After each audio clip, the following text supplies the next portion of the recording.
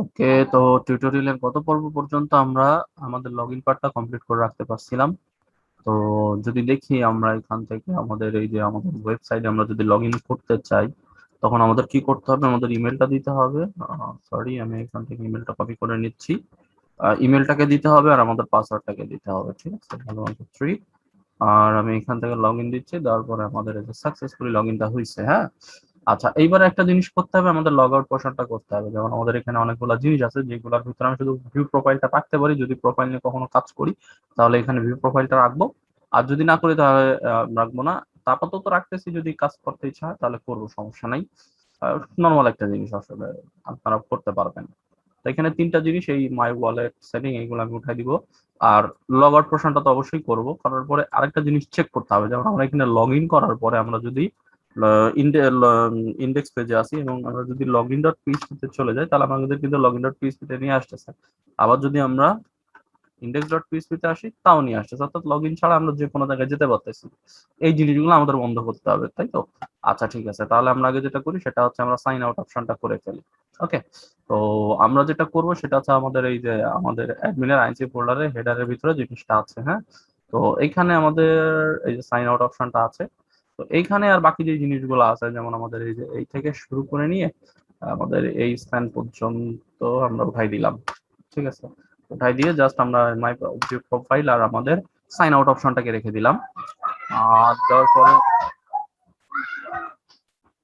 পরে এবার যদি আমরা এখান থেকে ইন্টারপ্রেস করি, করে এই যে সাইন আউটটা আছে, ঠিক আছে, তো এখানে আমরা এখন সাইন আউটের অপশনটা করে ফেলবো। তো আমি একটা পেজের ভিতরেই করব। তো এই জন্য আমি যেটা করব সেটা হচ্ছে এইখানে অ্যাকশন নামে একটা আইডি পাস করলাম, করে আমি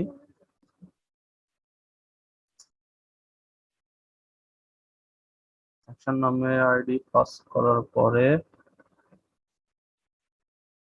ওকে, তো অ্যাকশন আমি ডিফাইন করব। অ্যাকশন ইকুয়াল টু আমি দিয়ে দিচ্ছি লগ আউট, এর লজি ও ইউটি log out, action equal to log out. ঠিক আছে, তো এইবার যেটা করতে হবে, আমরা এখানে সেশন নিয়ে কাজটা করব। যে সেশন আসলে আমাদের এই যে সেশনের ভিতরে যে ডিস্ট্রয় ফাংশনটা আমি করে রাখছিলাম, এটা কল করলে আমাদের কাজটা হয়ে যাবে। ঠিক আছে, তো এটার জন্য আমরা যেটা করব সেটা হচ্ছে আমাদের আমাদের এই হেডার ফাইলের ভিতরে আগে আমাদের সেশনটাকে স্টার্ট করে নিতে হবে। তা আপাতত আমি সেশনটা স্টার্ট করে নিই আপনাদের দেখে, তারপরে ওই মানে লগ ইনটা চেক করবো যে আসলে লগ ইন আছে কিনা। যদি লগ ইন থাকে তাহলে তারা ইন্ডেক্সে পাঠাবো, আর যদি লগ ইন না থাকে তাহলে তারা আমি লগ ইনে পাঠাই দেবো। তাহলে আমি পিএইচপি তে আসলাম, PHP block, sorry, PHP block নিলাম একটা, এবং এখান থেকে আমাদের সেশন ক্লাসটাকে ইনক্লুড করে নিতে হবে আগে।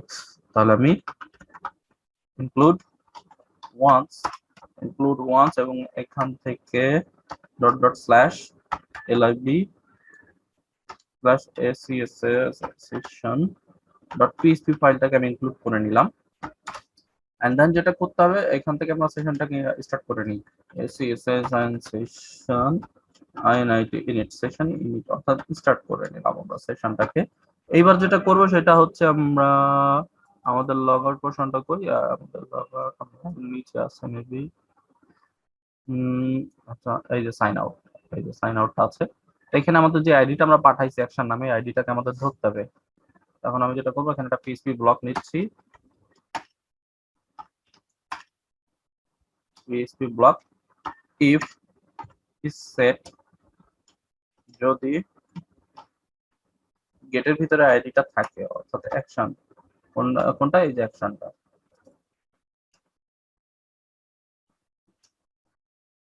আচ্ছা, এটা গেল।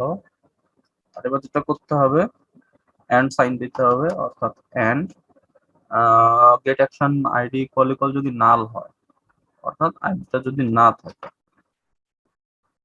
অর্থাৎ লগ আউট হয় আর কি আমাদের, সরি, না লগ আউট ইকুয়াল ইকুয়াল যদি লগ আউট হয়, এলওজি ও ইউটি লগ আউট, এই যে লগ আউটটা আমরা যেটা action equal to log out দিছি, এটা ইকুয়াল টু যদি লগ আউট হয়, তাহলে আমাদের সিম্পলি একটা কাজ করবে, সেটা হচ্ছে আমাদের সেশনের ভিতরে দেখেন আমরা ডিস্ট্রয় নামে একটা ফাংশন তৈরি করে রাখছি, যার ভিতরে আমরা সেশন তৈরি করে ডিস্ট্রয় করে দিছি, এবং header location login dot PHP তে আমরা পাঠিয়ে দিছি, তাই না? তো আমরা এই কাজটা এখানে করে ফেলবো। হেডারের ভিতরে আমি জাস্ট এই সেশনটাকে ডিস্ট্রয় ফাংশনটাকে কল করে দিচ্ছি, সিএসএস সেশন টিএসটি ডিস্ট্রয়।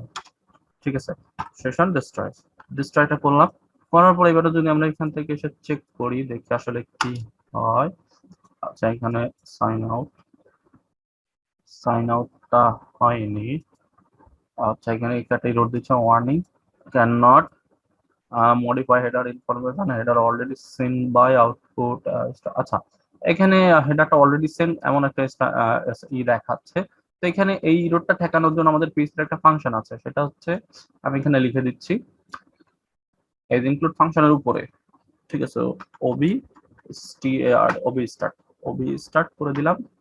দেওয়ার পরে এইবার যদি আমরা এখান থেকে এসে একটা রিলোড দিই, তাহলে যে সাইন আউট করে দিছে কিন্তু আমাদের, তার মানে আমরা সাইন আউটে আগেই ক্লিক করছিলাম, সেই অ্যাকশনটা এখন হয়েছে। ওকে, তো এখন আমরা যেটা করতেছি, আবার আরেকবার একটু লগ ইন করি, কপি অন কন্ট্রোল দিয়ে 1 2 3, এন্ড দেন আমরা এখান থেকে লগ ইন দিলাম। হ্যাঁ, আমাদের লগ ইন হয়েছে, এবং আমরা যদি এখান থেকে সাইন আউট দিই তাহলে সাইন আউট হচ্ছে। ঠিক আছে, আচ্ছা, এইবার আমাদের চেক করতে হবে যে আসলে ইউজার লগ ইন ছাড়া যদি ইস্যু যেতে চায়, এই জিনিসগুলা আমাদেরকে ঠেকাইতে হবে। অর্থাৎ এই যে এখন লগ ইন নেই, কিন্তু আমি যদি ইন্ডেক্সে আসি তাহলে কিন্তু আমি ইন্ডেক্সে যেতে পারতেছি।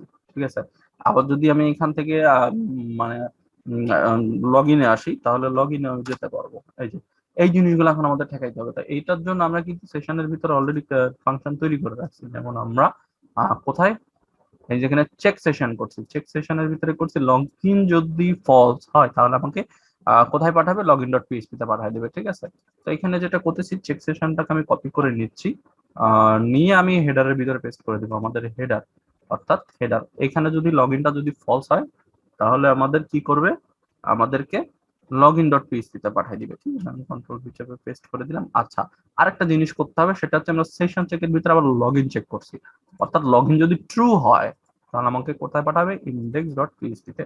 তাহলে এটা আমি এখান থেকে কপি করে নিচ্ছি, আর এখানে এই যে ইনিট করছিলাম এখানে আমি পেস্ট করে দিচ্ছি। এখানে কিন্তু সেশন স্টার্ট করার কোনো প্রয়োজন নাই, কারণ আমাদের এইখানে দেখেন আমরা কিন্তু এই যে চেক সেশনের ভিতরে ইনিট করে নিছিলাম, আবার লগ ইন চেকের ভিতরে ইনিট করে নিছিলাম, অর্থাৎ স্টার্ট করে নিছিলাম আমাদের ফাংশনটাকে এই যে এখান থেকে। হ্যাঁ, আচ্ছা, এবার যদি আমরা একটু লগ ইন করার চেষ্টা করি, দেখি কি হয়।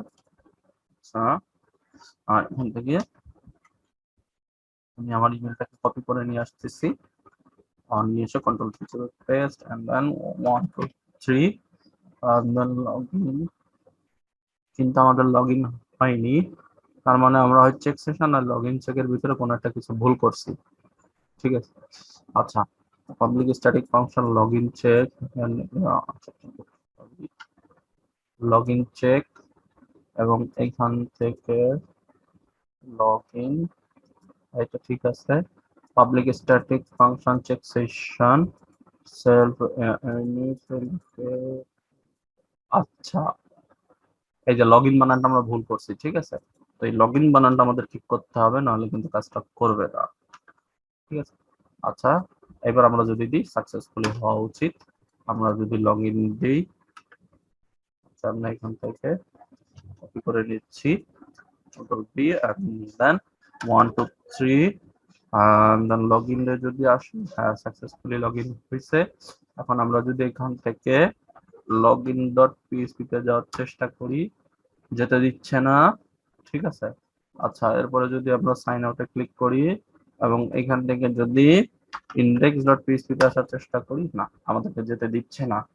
এবং আমাদের এই যেহেতু এটা হেডার ফাইলের ভিতরে আমরা ইনক্লুড করছি আমাদের চেক সেশনটাকে, এটা কিন্তু আর অন্য কোথাও আমাদের ইনক্লুড করতে হবে না, কারণ এটা আমরা এই হেডার পেজটাকে সব জায়গায় ইনক্লুড করব। ঠিক আছে, ওকে, তো আরেকবার একটু চেক করে দেখা আপনাদেরকে, যদি আমরা এখান থেকে লগ ইন ডট পিএইচপি থেকে ইন্ডেক্স ডট পিএইচপি তে যেতে চাই, আমাদেরকে লগ ইনে রেখে দিচ্ছে। আরেকবার চেক করি আমরা, index dot PHP, sorry sorry ভুল করছি, index.php, না, সাইন আউট করে ফেলছিলাম, তাই আমরা এখন লগ ইন পেজে আছে, আমাদেরকে লগ ইন পেজ থেকে ইন্ডেক্স পেজে যেতে দিচ্ছে না। তাহলে আমরা আমাদের ইমেলটাকে পেস্ট করলাম 1 2 3, এন্ড দেন আমরা যদি লগ ইন করি, হ্যাঁ লগ ইনে নিয়ে আসছে, এবং আমরা যদি লগ ইন পেজে যেতে চাই, আমাদেরকে ইন্ডেক্স পেজে রেখে দিচ্ছে, এবং আমরা এখান থেকে সাইন আউট করলে পারফেক্টলি সাইন আউট হচ্ছে। তার মানে আমাদের লগ ইন রেজিস্ট্রেশনটা কমপ্লিট। এখন আমাদের আর দুইটা পার্ট বাকি আছে, সেটা হচ্ছে রিসেন্ট ইমেল। কেউ যদি ইমেলটা না পায় তাহলে তাকে একটা ইমেল পাঠাবো আমরা, রিসেন্ট ইমেল।